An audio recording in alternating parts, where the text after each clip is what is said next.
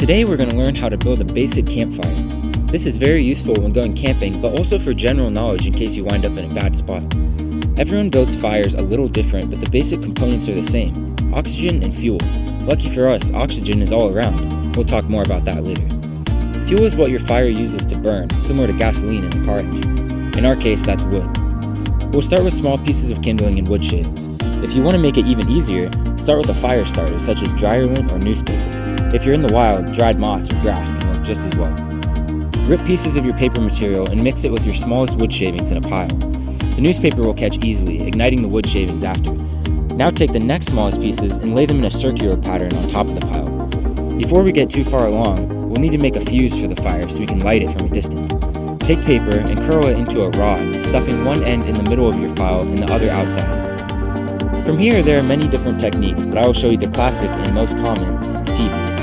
Lay 2 or 3 pieces of wood against each other until they balance and hold themselves.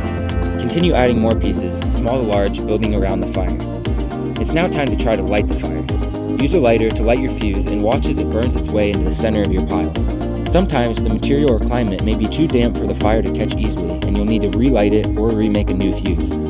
If it's too windy, you may need to fill in more sides with more wood pieces to shield the center of the fire.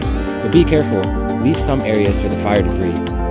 If the fire appears to be dying out, you may need to blow into the fire yourself to add more oxygen. Don't do this until you have a substantial start, or you'll blow it out.